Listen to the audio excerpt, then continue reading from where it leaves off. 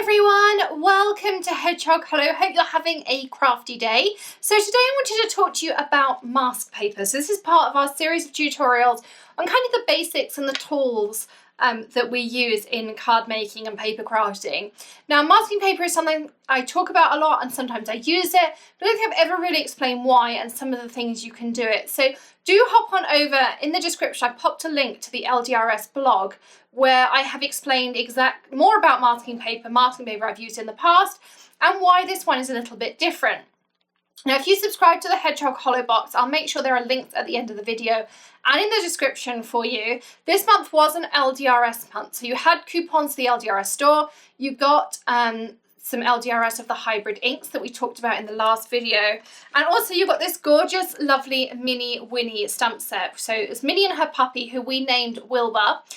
So Winnie and Wilbur, and I showed you how to create these mask scenes using masking paper. And I wanted to, for those who don't get the Hedgehog Hollow Box, you get 4 tutorials as part of the box. They're exclusive to our box members.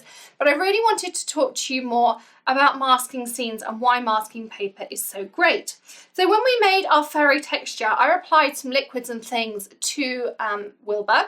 And what I did is, once I'd coloured Winnie in, I coloured in Wilbur, and then I just covered her up with some masking paper while I did some fun techniques on Wilbur here.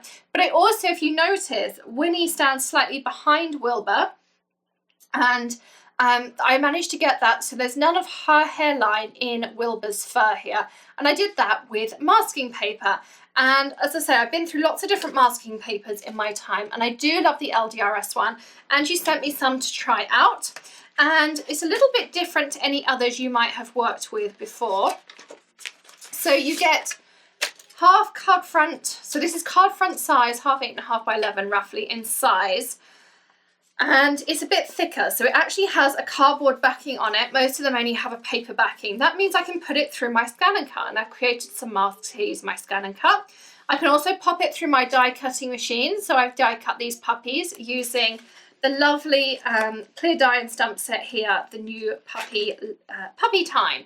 So I'm going to show you how to create a puppy scene using that. You can also use it, as I say, just in sheet form. You could stamp out your puppies, colour them in, cover them in masks, and then you could spritz the background or use a stencil on the background. And when you peel those masks away, your puppies or your Winnie, whoever is there, it's going to be exactly how they were when you coloured them in. That stencil's not going to be over them. So you get 12 sheets in a pack. If you do subscribe to the Hedgehog Hollow Box, you can use your coupon.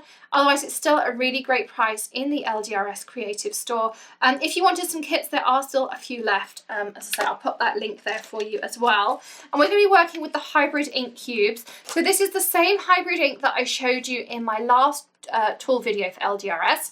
This is just the ink cube size, which was an exclusive selection to that Hedgehog Hollow Box. So it had the Lala Lavender, the Tutu Pink, Key Lime Pie, and the Black Raven. And I really do love this raven. So with Puppy Time, I've cut a couple of masks and I want to show you a few different things. So I've got some stamping cardstock here and some acrylic blocks. Now, when you buy this particular type of set, there's some kittens and things as well as monsters. There's some really fun ones in this new range. And we will be having a release week with LDRS starting on April 24th. We'll have lots of prizes, inspiration, and giveaways. So pop that in your calendars. Lots on our social media will be building up to it as well. I have already, using the stamps and the coordinating dies that come with the set, so this comes as one piece, I have cut some masks out here. They do give you a really nice, even and close cut. I misaligned this one, but for a mask that doesn't necessarily matter.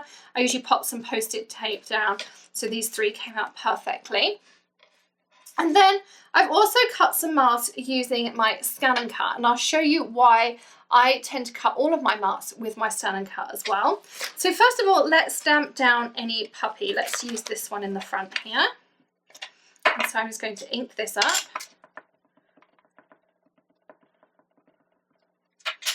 And I'm going to stamp this down somewhere in the middle.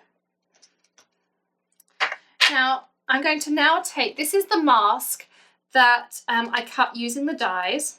So when you peel off your mask paper, that cardboard backing will come away. So it's not too thick on your paper, but it's still thick enough that it works perfectly. It's not as thick as cardstock, so it's not going to give you a really raised surface so that you get uneven lines. Now this is the die cut one. When I stamp out another one of these puppies using the die cut mask, let's ink our stamp back up again.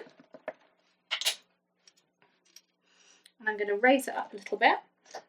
So the idea of a mask is now when I peel this front one away, you can see that our other puppy sits right behind his brother. But what you do have here and here, anywhere that the mask was, you have a small outline, because when you cut out with the dies, it's designed that you have that outline. And normally if you're cutting out an image, that's exactly what you want to do. Whereas if I cut them with my ScanNCut, I can cut with zero background, outline even. And I would suggest that this works perfectly, or you could die cut them and then just fussy cut them a little bit closer. I've just had my nails redone, so they're really thick. There we go. So if you just kind of almost like thumb at the edge, you'll find that that top layer comes off really easily. So if I put my really close mask on here,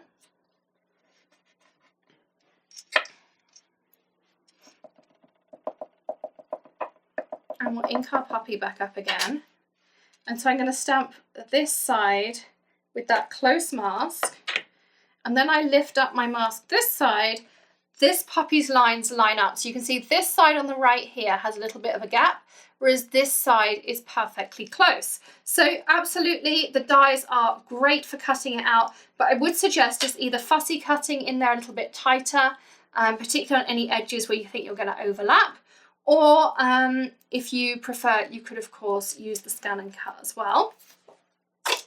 So I'm going to build up a little scene to show you how cool masking is.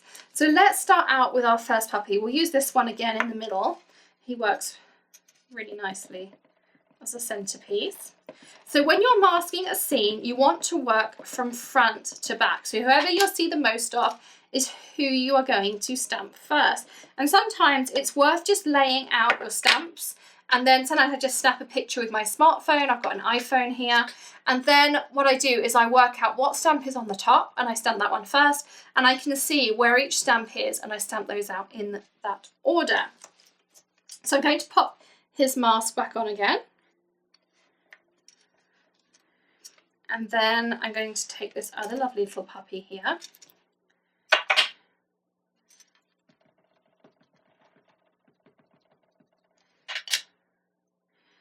And we're going to stamp him out. I'm actually going to stamp one of him on each side.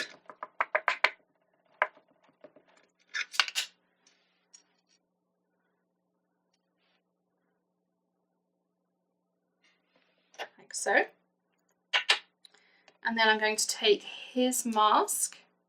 So again, I'm just kind of thumbing at that corner. Sometimes it's just easier to pick at it with your nail, but you will find it comes off really easily, and you can't really pick the layers of this paper apart. Like so. So let's pop that mask over for now. Then we're going to take our puppy who's playing with his ball. I think we'll use him last so that we see the ball. So this is another little upright puppy. And I'm going to do it so his little head sticks out here. Let's see if I can line that ear back up. Of course, if you're using a stamp platform, you wouldn't need to worry about lining that back up. And then I'm going to grab his little one that I've cut with the ScanNCut. So these are the ones that have no white piece around the outline of the puppies. And you absolutely can use the die cut ones. You could also just take a multi-liner or a black pen, and you could pencil or pen in those extra details as well. I'm no artist, so I don't risk doing that. And now I'm going to grab the dog who has his little ball here.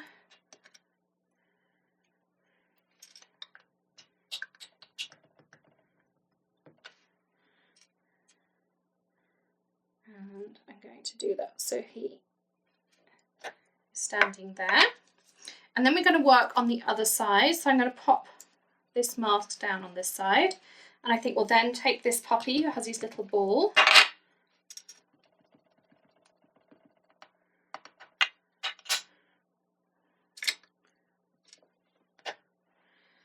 And I'm then going to take his mask, which I seem to have lost. So I'm just going to use the one that's been die cut. And I'll show you how I would add in those details as well with a black pen.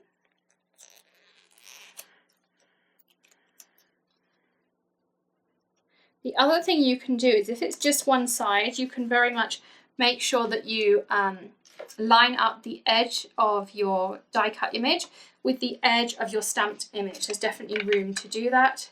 We'll add this little guy last. Try not to forget his ear this time.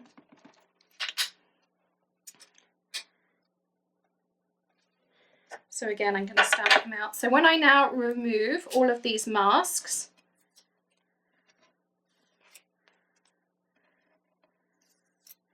so you can see there, I have my little array of puppies. Now, of course, you could also stamp a back row. Let's pop a couple of masks back on here. So I'm going to pop his on, and his, and this one here. It doesn't just have to be side by side. You could also grab, let's do this guy's face, another one of your stamps. Ink it back up again, and we could stamp him down like this. And again, when I remove those masks, you can see he's sitting behind. So you could absolutely, if you've seen some of the Mama Elephant stamps or other stamps where you have a variety of scenes of animals, you could absolutely build those up yourselves and in any way you'd like. So if you have a Chihuahua and you have a Scotty dog and maybe you have a Schnauzer as well, you could build that scene up just with those puppies in there too. You don't necessarily have to do that. You of course could do this with Winnie, you could do it with the monsters, you could do it with the kitties, endless possibilities. But I think mask paper is really great. As I say, if you wanted to pop a mask down here, you could then stencil in this area here with the mask down, and when you peel that mask off, you'd have that stenciled area and your image here would be clean. I'll show you what I mean by that. So if I was colouring, I even have a Sharpie here, which is obviously one of the hardest things. So I could colour in my background. I could stencil, I could colour, I could spritz ink. These work really well with water. I did try watercolour washes and spritzing with mica sprays. They do not come up easily. You can throw lots at them. When I now remove this mask, of course, my blue ink perfectly goes to the edge of where I had that mask. So even if I got some blue ink on my mask, it's perfectly on here as well. So thanks so much for joining me today here at LDRS. In the description, I'll pop all those links I mentioned for you, of course, and I'll pop the link to the Hedgehog Hollow box as well if you're interested in the Mini Winnie and the exclusives. We also had some stamp sets and dies from LDRS that aren't available anywhere else. And of course, I'll pop the link to this gorgeous little puppy time stamp set and die set, and of course the masking paper as well. If you have any questions, feel free to leave them in the comments below. If you've enjoyed this video, we'd really appreciate a thumbs up, and don't forget to hit that subscribe button or stamp it if you prefer, and I'll see you again very soon. Happy stamping! Bye!